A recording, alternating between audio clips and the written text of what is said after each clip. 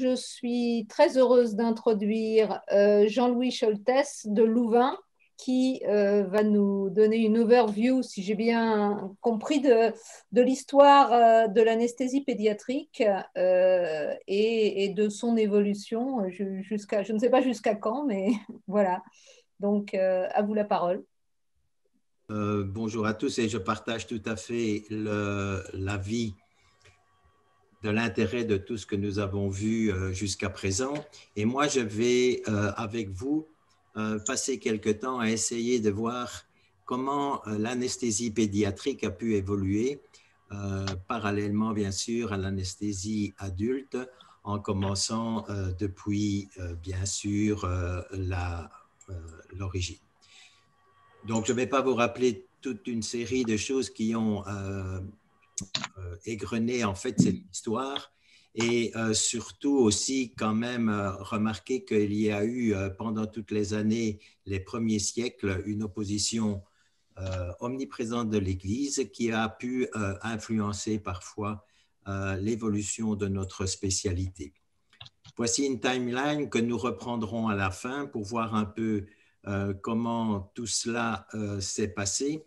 Simplement pour attirer l'attention d'abord que l'anesthésie est vraiment en fin de course depuis plusieurs millénaires et qu'au moment où commence l'histoire de l'anesthésie et de l'anesthésie pédiatrique en particulier, il n'y a rien du tout.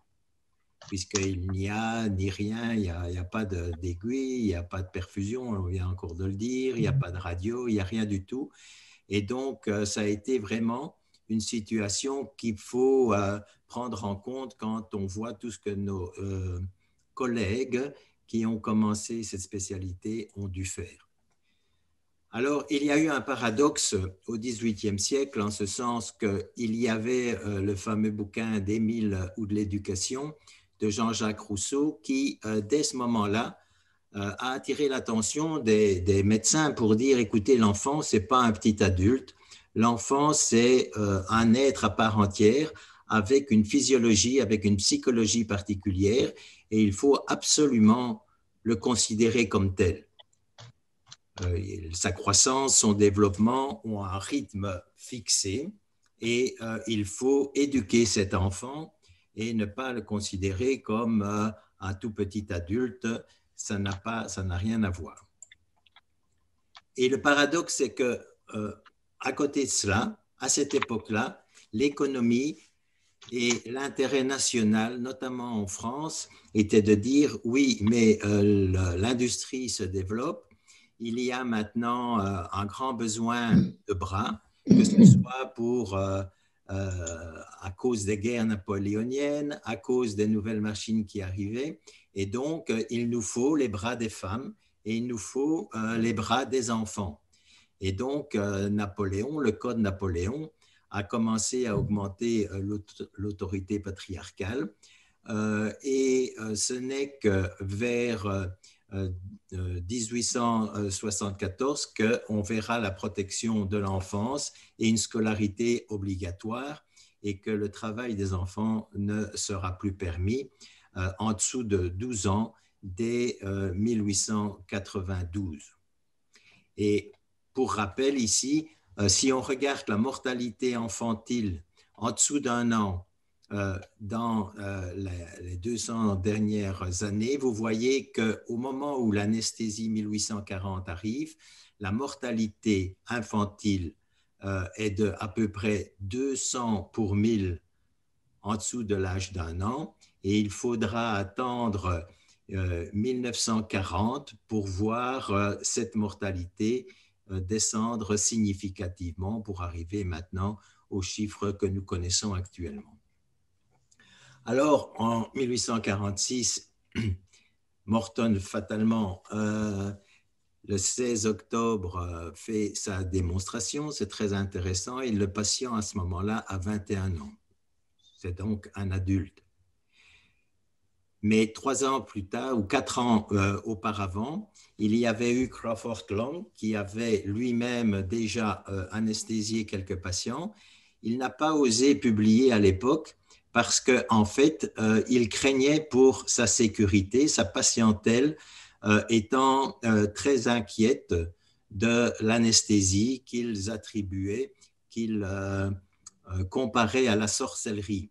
Et donc, Crawford Long n'a pas osé publier à l'époque, mais il faut savoir qu'en fait, son troisième patient a été un enfant de 8 ans. Donc, on voit que très tôt, dès le début, les enfants ont été englobés dans la population qui a été anesthésiée. Et 3 ans plus tard, en 1845, Crawford Long rapportera aussi l'anesthésie d'un enfant, d'un adolescent. On voit ici Crawford Long qui a été photographié à l'époque. C'est une photo en plaque d'étain qui est à la Nixon Library. L'année d'après, en 1847, c'est Simpson qui découvre avec ses copains l'efficacité du chloroforme, puisqu'il essayait ça sur lui-même, et très vite, il va en faire bénéficier ses patientes, puisqu'il était obstétricien. Et on voit que dès janvier 1848, le premier décès sous chloroforme, en fait, est une enfant de 15 ans. Vous connaissez toutes Hannah Greener, mais ce qui est intéressant de voir, c'est que dès l'époque, Simpson savait qu'il pouvait y avoir des problèmes à l'induction de l'anesthésie, et donc il recommandait déjà de comprimer le thorax et de commencer la respiration artificielle. Et lorsque Hannah Greener est décédée, en fait, il a attribué la cause de ce décès au brandy et à l'eau que Megison, un collaborateur, avait utilisé pour essayer de réanimer cette patiente. On vient d'en parler, John Snow, lui, arrive très vite et il va se révéler être un anesthésiste extraordinaire. On a vu qu'il s'est occupé du choléra à Londres, mais bien sûr, il est connu surtout pour avoir pratiqué l'anesthésie et surtout avoir fait une anesthésie de très grande qualité. On voit que dès le début, John Snow a intégré des enfants dans ses patients, puisque ici, voici un texte qui le dit, au moment où il endormait des tout petits, il utilisait un chiffon avec l'éther, mais il dit déjà à ce moment-là que pour les enfants de 2 ans et plus, il est mieux d'utiliser un petit masque. Et vous voyez ici ce genre de masque qu'il va utiliser pour ses patients pédiatriques.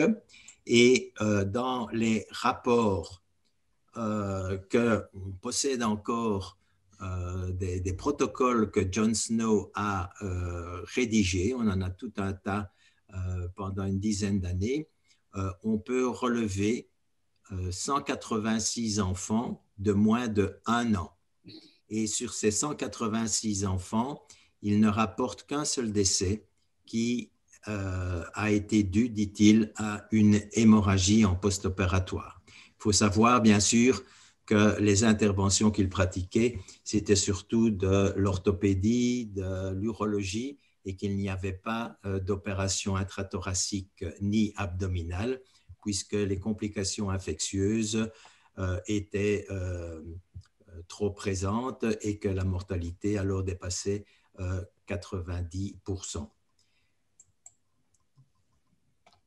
Qu'est-ce qu'il y a donc eu au 19e siècle? Eh bien, c'est qu'on savait qu'il était possible de pratiquer une anesthésie à tous les âges, mais que l'anesthésie de l'enfant présentait certaines particularités liées à sa physiologie et sa psychologie. Mais il n'y avait pas d'anesthésiste spécifiquement pédiatrique à l'époque. C'était l'anesthésiste ou le chirurgien qui endormait adultes et enfants de la même façon. Et dès le début, eh bien, comme on l'a dit avec Snow, un tampon et le flacon, et très rapidement, on va passer à l'utilisation de petits masques. Vous voyez ici quelques-uns des masques qui étaient utilisés pendant cette période ici de presque 60, 70, 80 ans, jusqu'en 1960, on va utiliser des masques qui sont des réductions du masque d'adulte. Et il faudra attendre 1962 et la publication de Rendelbacher et de Donald Sussek pour avoir des masques qui sont conçus pour les enfants. Enfin, Rendelbacher et Sussek s'étaient rendus compte que le visage de l'enfant était beaucoup plus plat que le visage de l'adulte. Et donc, ils ont fait des études avec du plâtre. Ils ont rempli l'espace sur la bouche de l'enfant. Ils ont pu démontrer qu'il y avait un espace mort qui n'était pas compatible avec une bonne anesthésie. Alors, au début du 20e siècle, arrive Ombredan. Ombredan était chirurgien collaborateur chez Charles Nélaton et en 1906, dans le service de Charles Nélaton, il y a eu 2 décès de jeunes patients et Charles Nélaton a déclaré que ce n'était plus possible dans son service d'avoir ce genre d'accident et donc il a chargé Ombredan de concevoir un système plus sûr que ceux qui étaient utilisés jusqu'à l'époque. Et donc Ombredan s'est mis au boulot et il a conçu le fameux système que vous connaissez tous, surtout en France, puisqu'il a été utilisé jusque dans les années 1950-1955. Et à ce moment-là, Ombredan va s'intéresser aussi à l'anesthésie de l'enfant et il y aura un chapitre dans un de ses livres en 1925 qui est consacré à l'anesthésie en chirurgie infantile. Dans ce chapitre, il va parler du syndrome hyperthermie-pâleur qui, à l'époque, sera décrit après les anesthésies au chloroforme aussi. Donc, le masque va arriver et va améliorer l'anesthésie des enfants.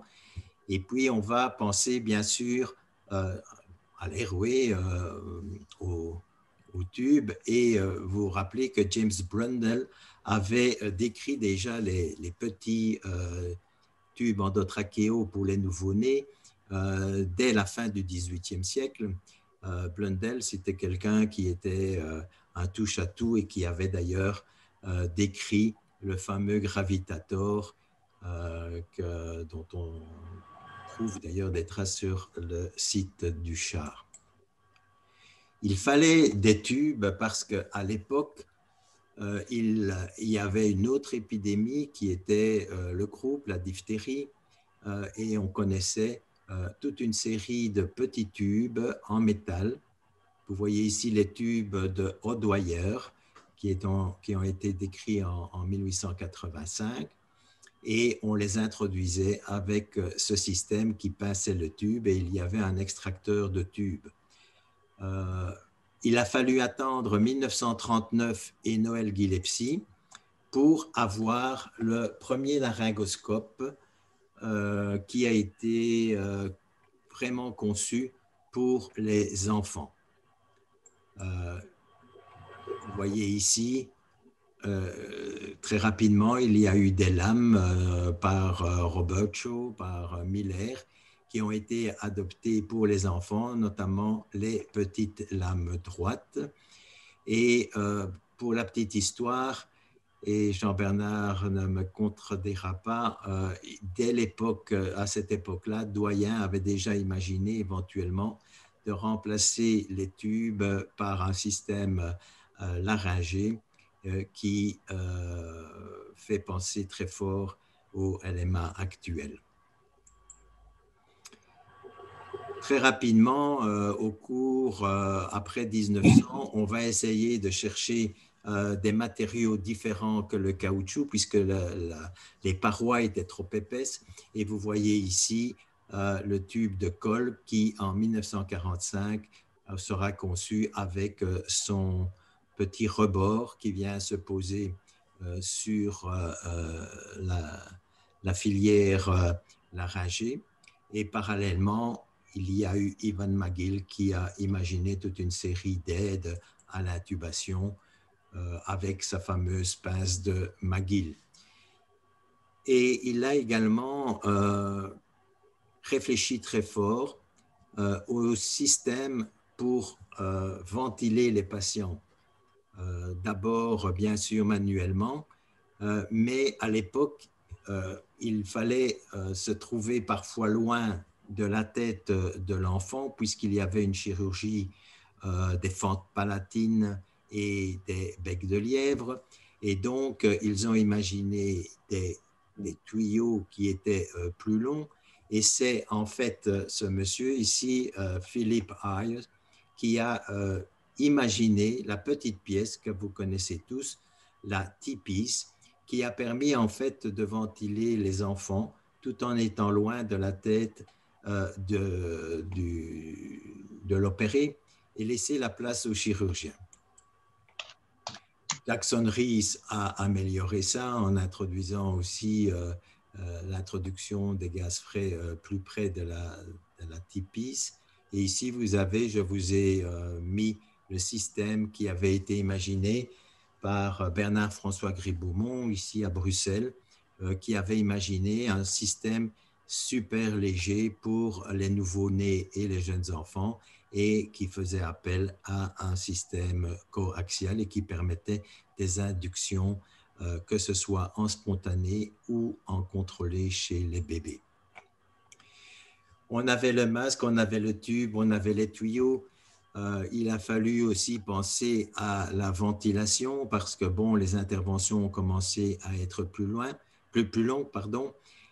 Et si on regarde la littérature à l'époque, que ce soit Lancet, le JAMA ou le British Medical Journal, on y voit décrit dès les premières années du XXe siècle des appareils très complexes avec le vaporisateur, avec le système électrique de chauffage, avec le contrôle thermique pour pouvoir ventiler les patients.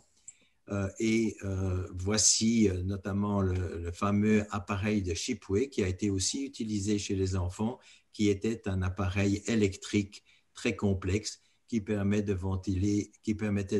ventiler les patients, notamment pendant les chirurgies intrathoraciques où il fallait que les poumons restent remplis. Les gaz et les vapeurs, elles, ont évolué plus tard.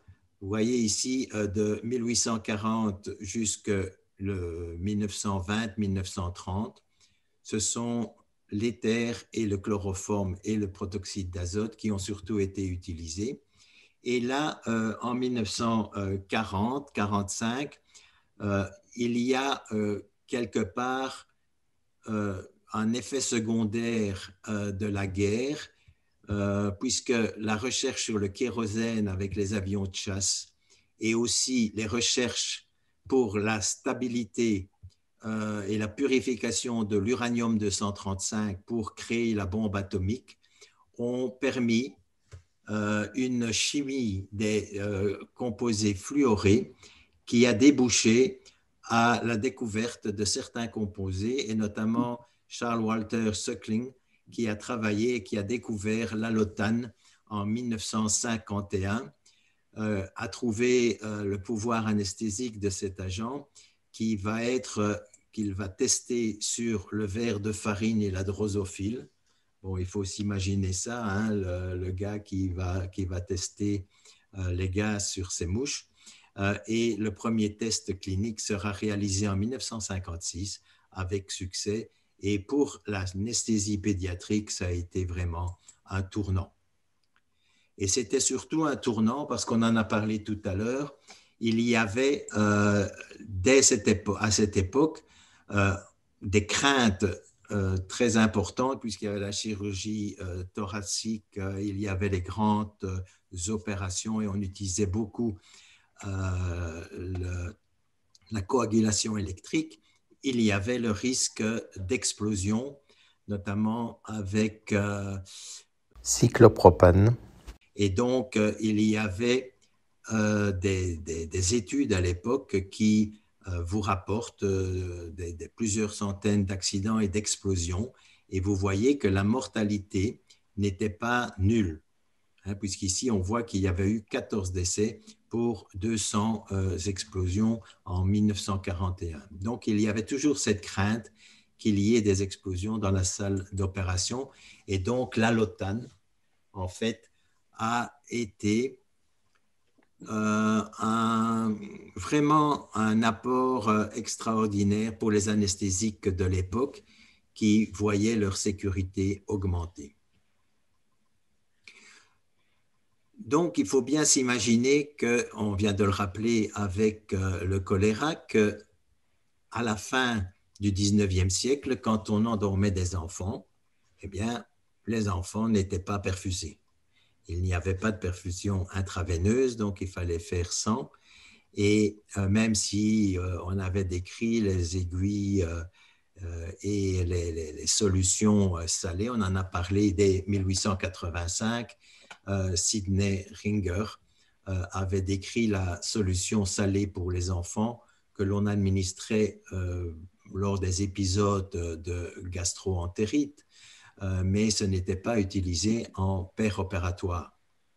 Il a fallu attendre plus tard, 1950, pour que David Massa de la Mayo Clinic imagine le cathéter intraveineux plastique qu'il a fait avec une sonde urétérale et qu'on puisse alors perfuser beaucoup plus facilement les patients. Le goutte à goutte, lui, a été décrit début du XXe siècle, en 1911, par un chirurgien de Cologne, Émile Martin, qui a pu imaginer aussi pour la perfusion des enfants avec dysenterie un système pour doser les perfusions. En 1957, Malcolm Holiday et William Segar ont décrit pour les enfants, en partant d'une formule métabolique, les besoins hydriques et caloriques des enfants. Et grâce à cela, le post-opératoire va être beaucoup amélioré pour les enfants opérés, notamment au niveau thoracique et les grandes opérations abdominales.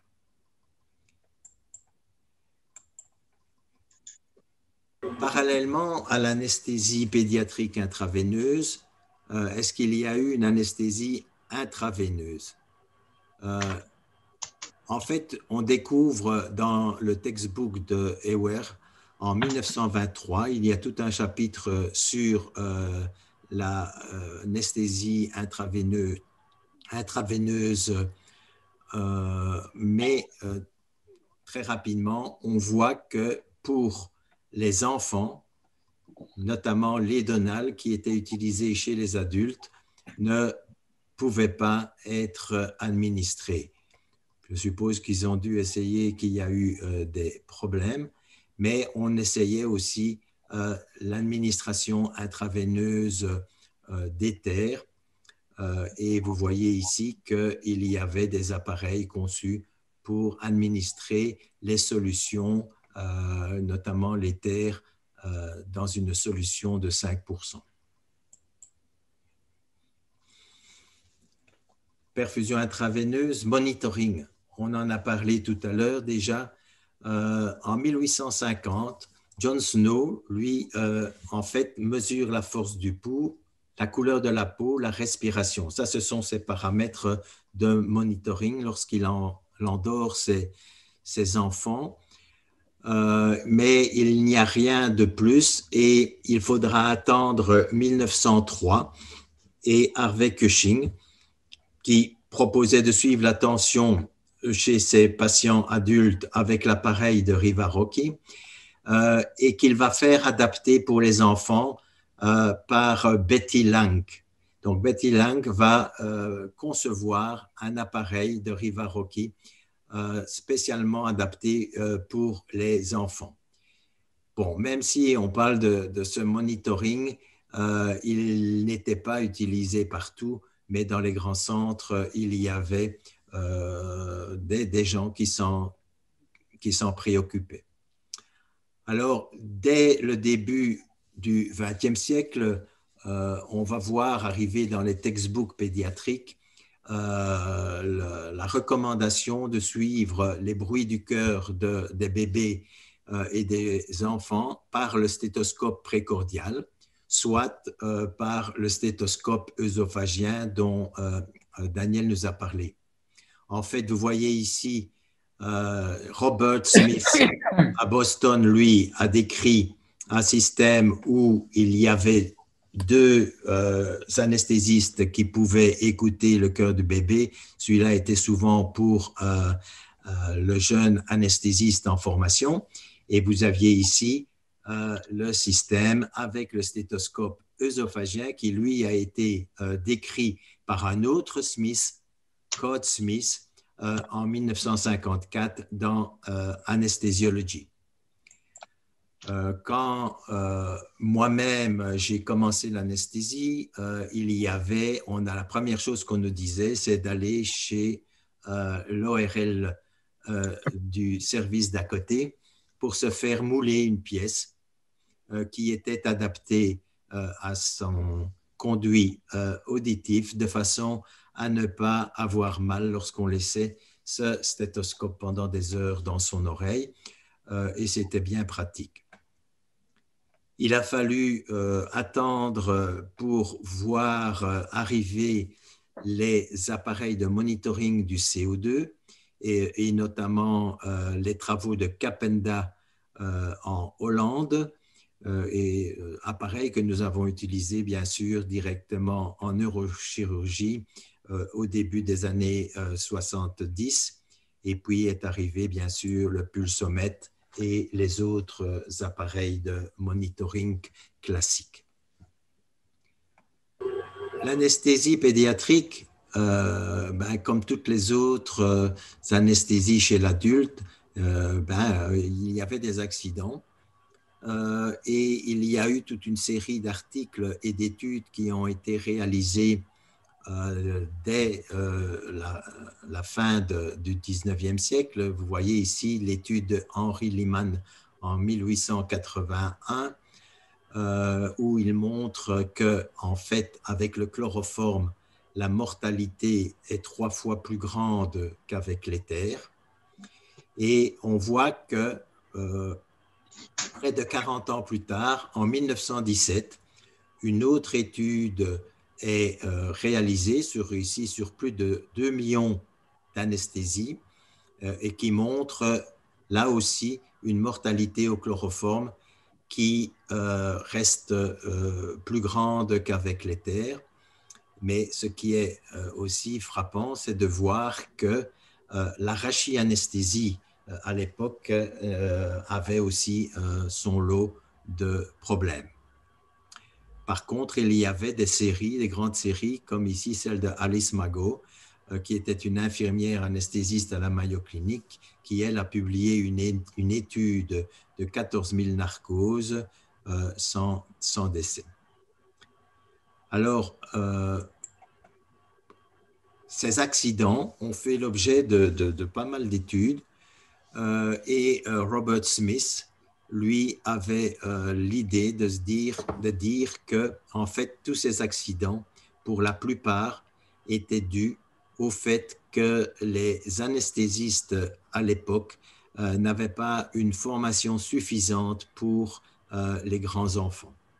Et on voit d'ailleurs ici, il avait publié, ici c'est Herbert Racco qui a publié en 1961, la mortalité, vous voyez, les arrêts cardiaques chez les enfants de moins d'1 an, vous voyez que la fréquence est de 1 sur 700, alors qu'elle monte à 1 sur 2300 pour les enfants plus âgés. Parallèlement à ce souci de la sécurité, il y a eu des anesthésistes qui ont fort poussé à la rédaction de protocoles. Hein. Vous avez vu, je vous en ai parlé, du fait que John Snow lui-même tenait déjà un registre de tous les patients qu'il avait endormis, mais vous voyez ici que c'était très succinct. C'était quelques lignes, vous voyez ici, c'était un enfant de 2 ans pour une tumeur enquistée de l'angle de la paupière. Et vous voyez, l'enfant avait mangé et il a été malade. Un peu plus tard, 50 ans plus tard, Harvey Cushing et Codman ont décrit leur fameux protocole. Ils étaient persuadés qu'il fallait faire des protocoles et mesurer la température, le pouls, la respiration. Et ensuite, Cushing a introduit la pression, la tension artérielle. J'ai retrouvé ici des protocoles qui ont été réalisés il y a en 1962 par une anesthésiste qui travaillait ici à Ehren, dans l'hôpital qui faisait de la cardiothoracique. Et vous voyez, ça, c'était le protocole qu'elle rédigeait à l'époque. Et vous voyez, c'était un enfant de 7 ans pour une sténose pulmonaire. Vous voyez que c'est assez succinct quand même, mais très rapidement, il y a eu ici en 1978, ça c'est un de mes protocoles. Vous voyez qu'on a commencé à faire des protocoles beaucoup plus complets avec stéthoscope précordial, la sonde thermique rectale, le stéthoscope œsophagien. Ici, c'était pour un canal artériel de 2 mois. Donc, vous voyez que très rapidement, on s'est rendu compte de l'importance d'avoir des protocoles bien détaillés. Parallèlement à tout cela, il y a eu bien sûr des études sur la prémédication parce qu'endormir les enfants avec des gaz, ce n'était pas toujours évident. Et on s'était rendu compte que prémédiquer avec de la morphine avant le chloroforme, ça aidait quand même beaucoup. Et en 1923, il y a eu, Langdon Hewer a décrit l'utilisation d'atropine pour éviter les sécrétions avec les gaz. Et pendant quand même plusieurs décennies, on va utiliser de l'atropine qui sera abandonnée avec les nouveaux agents volatiles. Il y a déjà maintenant une 15-20 ans. Maintenant, vous voyez qu'actuellement, on a conduit la prémédication jusqu'à faire, ici c'est une petite voiture électrique Tesla qui a été offerte il y a quelques années dans le service ici à Louvain pour déstresser les enfants. Quelles opérations faisait-on? Eh bien, il y a eu, comme je vous l'ai dit, beaucoup d'anesthésie pédiatrique pour l'orthopédie et l'urologie à la fin de la dernière décennie du 19e siècle, mais très rapidement, dès 1905, on a commencé à s'attaquer aux hernies diaphragmatiques. Et puis, vous avez ici toute la cardiothoracique qui a commencé dans les années 45-46, puis les cardiotomies. Et tout cela a nécessité une technique anesthésique pédiatrique beaucoup plus complexe. J'ai mis cette photo d'un chirurgien qui est considéré comme le père de la chirurgie abdominale et qui, en fait, c'est très intéressant, a décidé de faire la chirurgie pédiatrique parce qu'il avait été impliqué dans la catastrophe de Halifax. On oublie beaucoup de choses.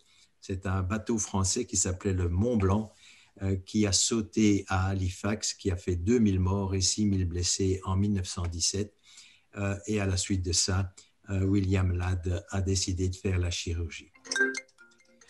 Alors, je n'aurais pas été complet si je n'avais pas parlé en fait d'une autre façon d'aborder l'enfant qui était quand même le nouveau-né.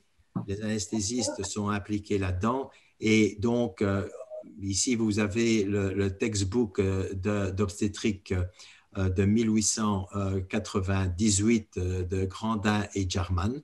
Et si vous regardez ce textbook, vous voyez que en fait la réanimation à l'époque se faisait de façon assez étonnante. Vous voyez ici la méthode de Schultz où on prenait l'enfant et on le lançait au-dessus de l'épaule. Et une autre méthode ici, où la méthode de Bourdieu, où vous voyez, on prenait l'enfant et on le pliait en deux. Ça, c'était la réanimation de l'époque. Mais très vite, les pédiatres et les anesthésistes se sont rendus compte qu'en fait, il fallait que les enfants restent bien chauds. Et donc, il y a eu toute une époque avec la couveuse. Ça vous paraît peut-être banal, la couveuse, mais en fait, il faut savoir qu'à l'époque, ça a été vraiment une grande découverte. Elle a été découverte, en tout cas, l'idée est venue de Tarnier, qui avait été visiter la poulerie du jardin d'acclimatation et qui avait vu qu'on gardait les poussins sous des lampes chauffantes. Et très rapidement, Constant Budin et les autres se sont dit, mais c'est ça qu'il nous faut pour les enfants prématurés.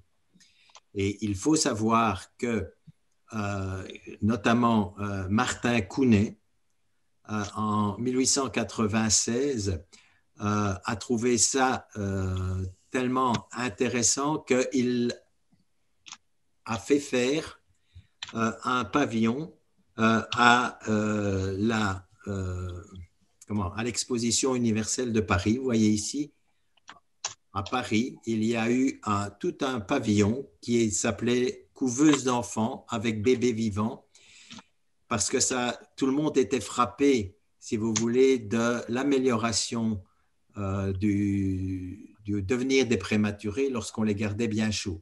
Et donc, en 1905 à Liège et puis à Nancy en 1909, eh bien, il y a chaque fois eu un pavillon qui montrait les couveuses. Et il faut savoir qu'à l'époque, dans les grandes villes, on mettait à disposition des bâtiments où les enfants de parents pauvres pouvaient être traités en couveuse pendant plusieurs semaines, gratuitement. Et parallèlement à cela, il a fallu attendre 1938. Et ici, cette célèbre anesthésiste Virginia Apgar, qui a étudié l'acidose et l'hypoxie des nouveau-nés et a mis au point son fameux score qui a permis quand même de suivre les bébés jusqu'actuellement. Et il y avait aussi à l'époque une mortalité néonatale extrêmement importante chez les prématurés avec la maladie des membranes hyalines. Il faut savoir qu'à l'époque, 50% de ces enfants mouraient. Et en 1963, le quatrième fils de John Kennedy étant mort de cela, il y a eu un intérêt pour essayer de faire des recherches. Et c'est cet homme ici, George Gregory, qui était un jeune assistant à l'époque, avait lu un papier de Harrison, Harrison avait décrit le fait que les prématurés, les grands prématurés s'amélioraient lorsqu'ils grognaient, comme il dit, lorsqu'ils avaient du grunting. Et donc, en fait, Grégory a compris qu'en faisant du grunting, les petits prématurés, en fait, faisaient créer une pression positive au niveau du thorax. Et il a inventé son système ici. Mais les tout premiers systèmes, il les a fait avec un bac en plastique de récupération. Et vous voyez, il pouvait ventiler les enfants simplement en poussant sur le sac en plastique où on maintenait une pression positive avec des gaz frais. Et à la suite de cela, il y a eu une chute de la mortalité des grands prématurés et des autres, bien sûr. Et vous voyez qu'on est passé ici d'une mortalité des enfants de moins de 750 grammes qui était de 100% dans les années 70 et qui est arrivé maintenant à une mortalité qui est nettement moins importante. Alors, parallèlement à l'anesthésie, il y a eu bien sûr une amélioration des prises en charge de la réanimation et un des événements qui a précipité en fait la création de réanimation pédiatrique, c'est la grande épidémie de poliomyélite de 1955. Et là, Haglund a imaginé des réanimations, vous voyez, avec les poumons d'acier pour pédiatrie. Et à partir de là, il y a eu un développement très important des unités de réanimation pédiatrique et qui se sont développées alors plus tard dans nos pays. Mais c'est à peu près, il y a à peu près 60 ans que ça a démarré. Parallèlement à l'anesthésie générale, il y a eu bien sûr aussi un développement de l'anesthésie loco-régionale. Je vais être très succinct ici parce que, bon, en fait, l'anesthésie loco-régionale de l'enfant a suivi celle de l'adulte, mais il y avait un énorme problème qui était un problème de matériel. En fait, si vous voulez, même si on se permettait à la fin du 19e siècle de faire des rachianesthésies avec d'énormes aiguilles, chez les enfants, ça n'allait pas bien. Peut-être un peu parfois les caudales, mais on voit quand même que dès 1909, Tyrrell Gray à Londres publie quand même 3 fois 100 cas d'anesthésie rachidienne chez des enfants qui recevaient parallèlement du cognac pour qu'ils se tiennent calmes. Mais donc, très rapidement, petit à petit, il y a chaque fois eu des anesthésistes pédiatriques qui ont développé les techniques. Et en 1933, on a les premières caudales. Et au fur et à mesure, les péridurales, l'arrivée de la xylocaïne, qui sera un facteur très important. Et très rapidement, alors, on va avoir le développement de l'anesthésie loco-régionale que l'on connaît actuellement, surtout avec l'utilisation de l'écoguidage.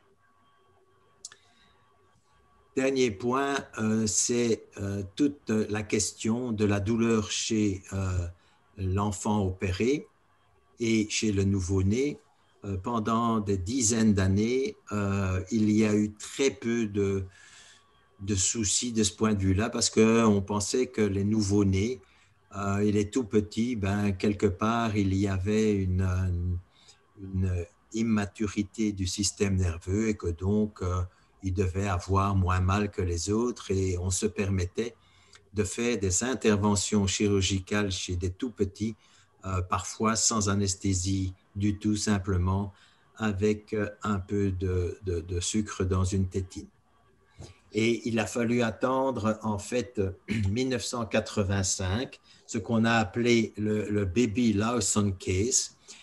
En fait, c'est Jeffrey Lawson était un prémat de 710 grammes qui a été opéré pour ligature du canal artériel en mars 85. Et là, on lui a seulement donné du curare, du pancuronium, parce que, bon, à l'époque, le chef anesthésiste du Children's Hospital, McGill, disait moi, je n'en ai rien à faire d'avoir un enfant, si vous voulez, qui n'a pas mal, si c'est un enfant mort. Et donc, il préférait, si vous voulez, qu'on n'endorme pas les enfants plutôt que d'avoir des complications de l'anesthésie.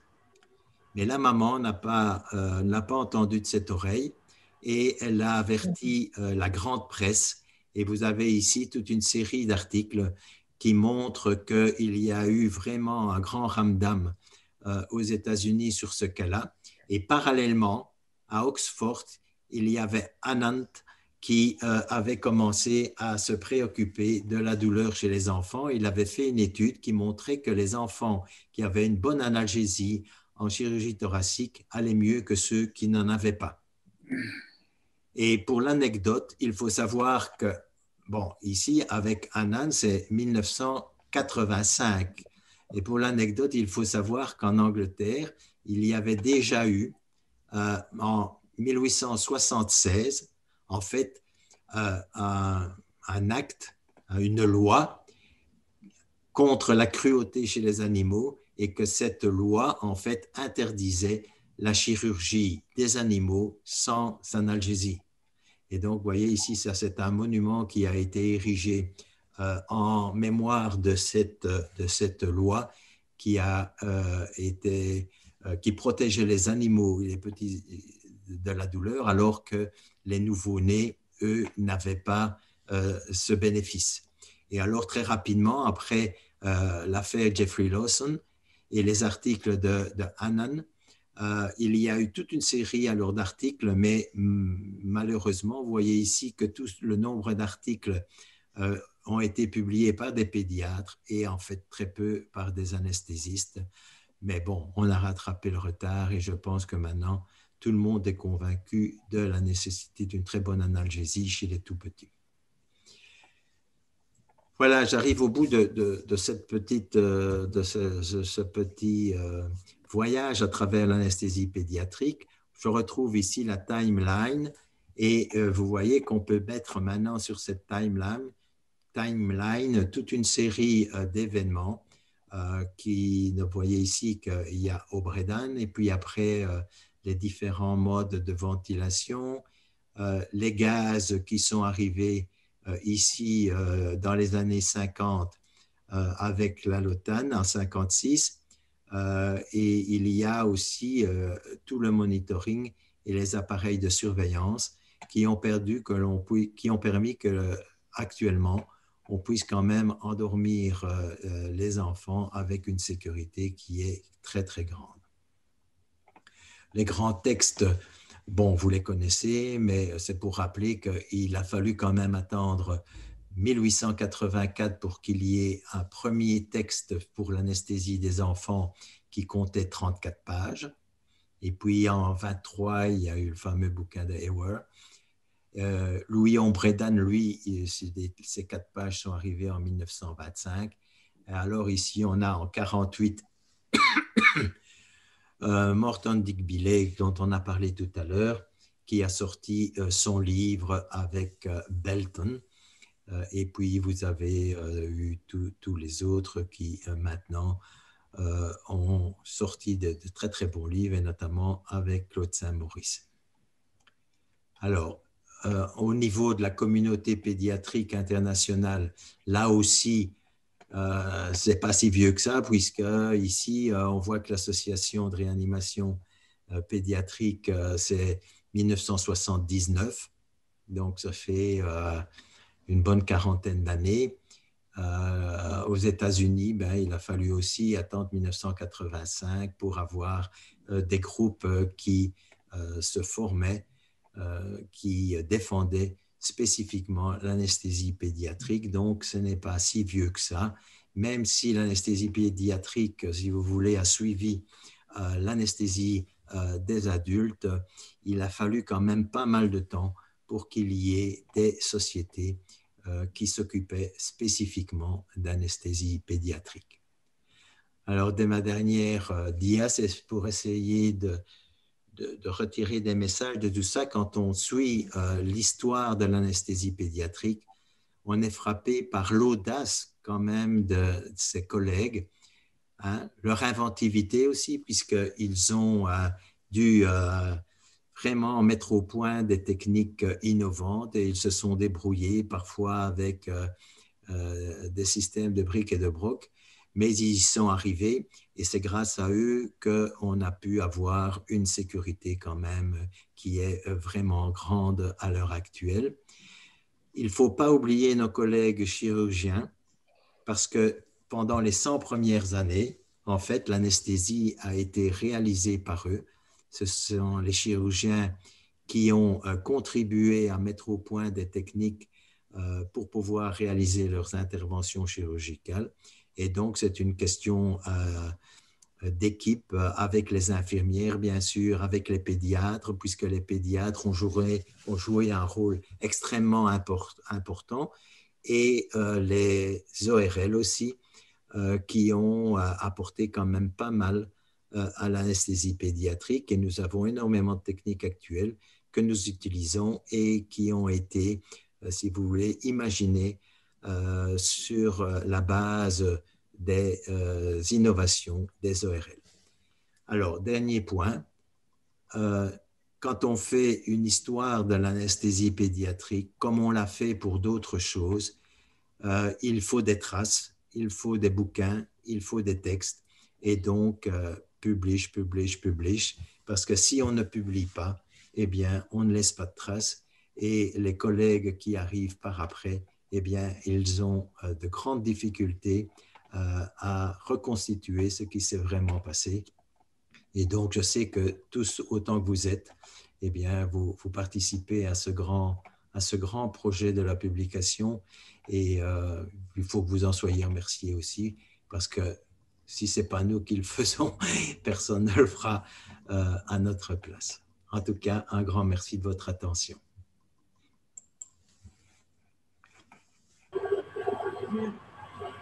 Merci beaucoup vraiment pour ce topo qui était tout à fait passionnant, fascinant et passionnant. On voit le chemin qui est parcouru en un certain nombre d'années.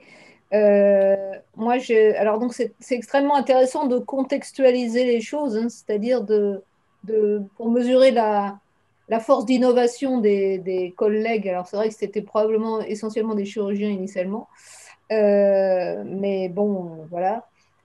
Moi, j'ai remarqué en voyageant pas mal et en allant faire de l'anesthésie dans les pays, dans un certain nombre de pays en voie de développement, que finalement, ce qui bride beaucoup euh, la, la chirurgie pédiatrique, c'est-à-dire que l'anesthésie pédiatrique, finalement, demande une technicité et aussi un niveau économique important parce qu'il faut du matériel, parce qu'il faut beaucoup d'équipements.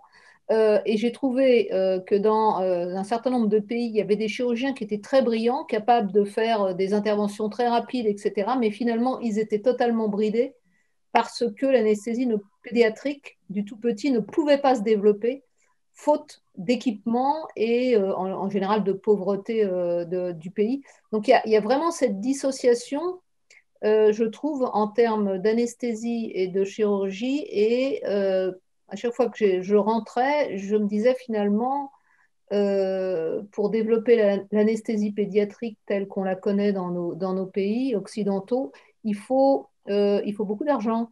Et il faut un niveau de technicité très important, ce qui n'est pas le cas de la chirurgie. Enfin, en tout cas, de façon, évidemment, pas de la chirurgie, je ne parle pas de la cardiochirurgie ou des choses comme ça.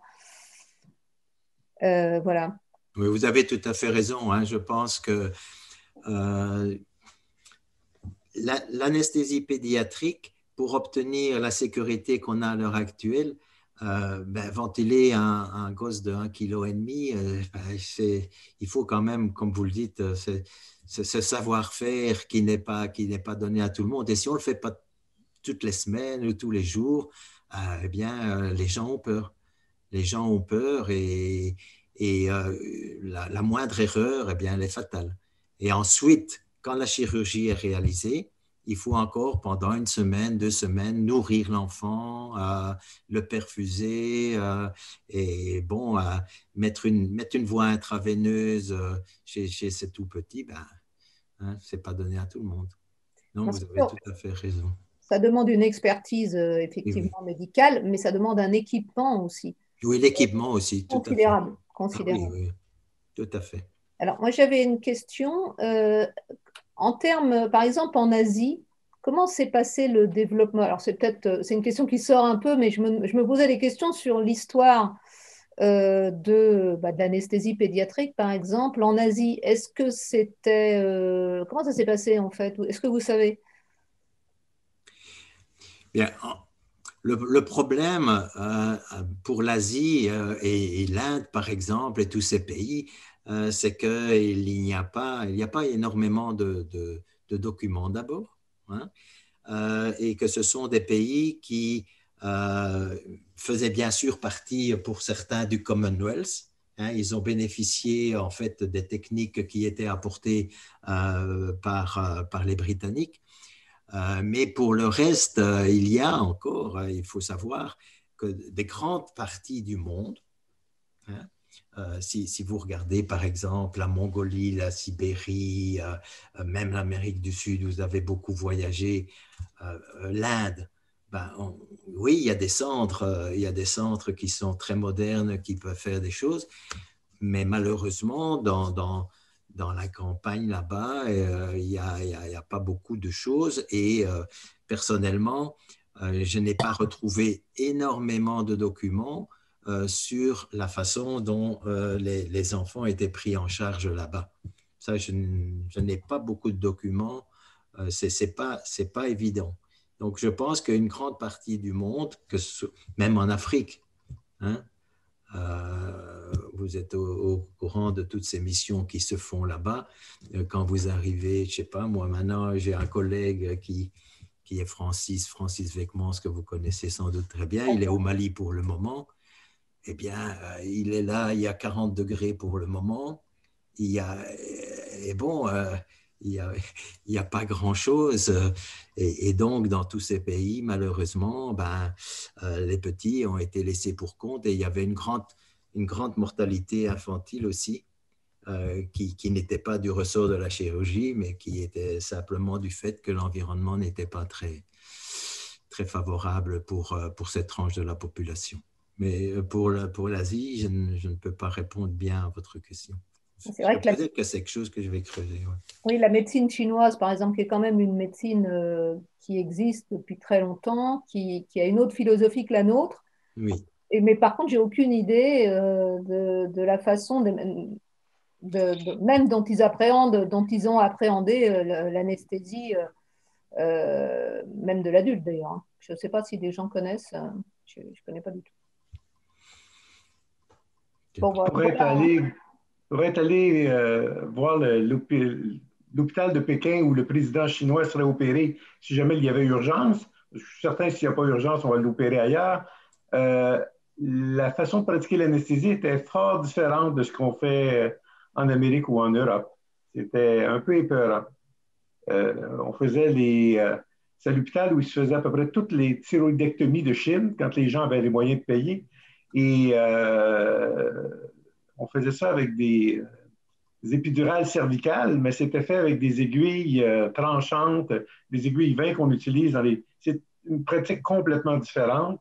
Je leur ai demandé sur l'acupuncture quelle était leur meilleure application. On me disait c'est la chirurgie thoracique pour les seins. J'ai dit, OK, donc des femmes chinoises, opération seins, oui. C'est quoi votre pourcentage? Là, en anglais, oh, 17%. 1-7 or 7-0? Oh non, non, non, 1-7. Fait que 17% de sous-acupuncture. Je dis, oui, mais qu'est-ce que vous faites quand ça ne fonctionne pas? Oh, un petit peu de morphine. Et, oui, mais là, un petit peu de Valium. Je ne me rappelle plus, mais c'était toujours un petit peu de ci, un petit peu de ça.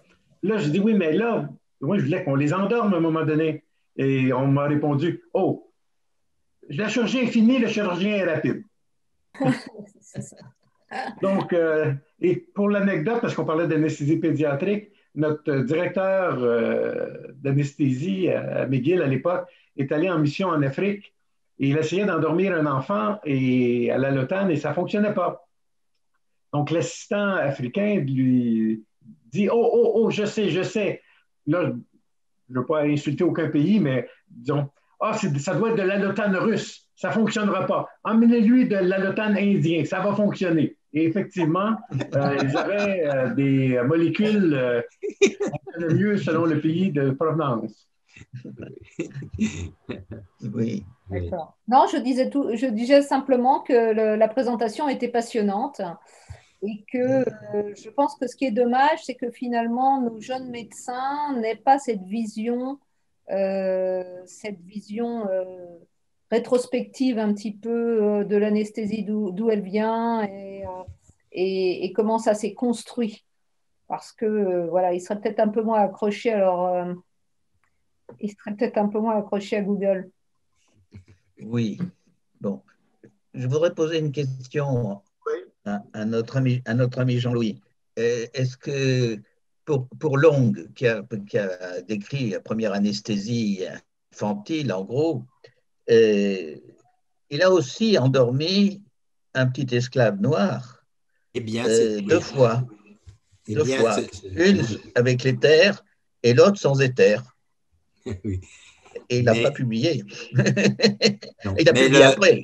Mais l'enfant dont il parle, c'est un petit négro, comme il dit. Hein? Oui, oui. C'était un petit négro. C'était un qui travaillait dans la plantation de coton et qui s'était blessé au pied. Et donc, il lui a été amené et donc c'est comme ça qu'il a fait cette anesthésie.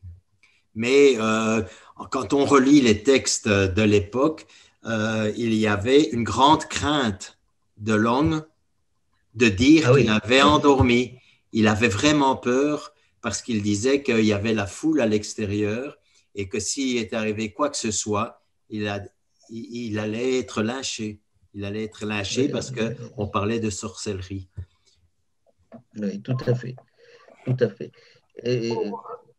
Pour revenir à la question sur l'acupuncture opératoire, Huguenard était parti faire un voyage en Chine dans les années, ça devait être dans les années 65, et évidemment, il avait été invité à voir quelques anesthésies sous acupuncture, et qui nous a rapporté, mais dans un groupe restreint. Il n'a pas voulu le publier tel que c'était pour nous expliquer que il y avait au moins 6 personnes qui manipulaient les aiguilles et un autre qui manipulait la morphine à très haute dose. Et on ne pouvait pas traiter Huguenard de partialité sur le régime chinois. Oui, j'ai le même souvenir, l'avoir entendu dire la même chose exactement. Oui, je l'ai écouté directement. Oui, oui. Ça faisait curieux de sa part. Mais enfin, il n'était quand même pas opposé à l'acupuncture. Non, mais pas pour l'anesthésie. Mais moi, c'était peut-être un peu plus tard, quand j'avais entendu, il pensait qu'il devait y avoir quelque chose d'intéressant, mais que ce n'était certainement pas suffisant et complet. Bon, pour l'anecdote, moi j'ai passé 3 mois d'enseignement au Beijing Hospital à Pékin et on a eu à opérer une maladie bleue comme il est. Et j'ai vu arriver, premièrement, les flacons de perfusion, c'était des tulipes qu'on remplissait. Les tubulures étaient en caoutchouc et nettoyées par le personnel. Et pour remplir la CEC, ils ont ouvert le tambour et ils ont sorti des passoires à thé pour filtrer le sang. Ça m'a un peu surpris. Bon, malheureusement, l'intervention s'est mal passée et le gamin n'a pas repris son cœur et puis voilà, est mort pendant l'intervention. Il avait 8 ans, à peu près. Je voudrais poser une dernière question. Je voudrais faire une remarque un peu personnelle, mais je ne l'ai pas écrite. Mais dans les années 70, quand on faisait de la chirurgie cardiaque néonatale à l'hôpital Laennec, on se servait de morphinique même pour les enfants de moins d'un an, de moins d'un mois, je veux dire.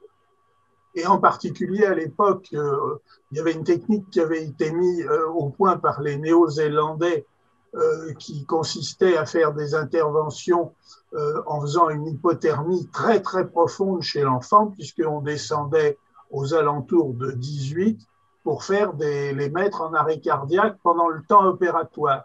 Et c'était un cocktail à base d'analgésiques. Et en fait, c'était une neurolèpre qu'il avait décrit pour abaisser la température de ses enfants. Et tu avais aussi ta technique à l'alcool. Ah ben oui, mais ça, elle a été publiée, je l'ai vu dans la diapo, que je faisais, moi, pour les cathétérismes des nouveau-nés, où je leur faisais sucer une sucette avec du sucre et du cognac parce que d'abord, ils n'étaient pas gros. Souvent, ils faisaient moins de 2 kilos et avec ça, ils ne bougeaient pas. Mais il fallait beaucoup de sucre et beaucoup de cognac par rapport au poids de l'enfant. Et ça marchait. Ils sortaient vivants hein, du caté.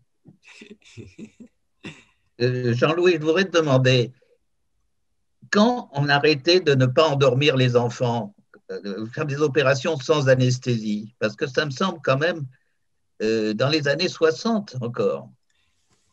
Ah, mais quand on voit le cas de Jeffrey, c'était en 1985 qu'il y a eu qu'il y a eu toute cette grande discussion.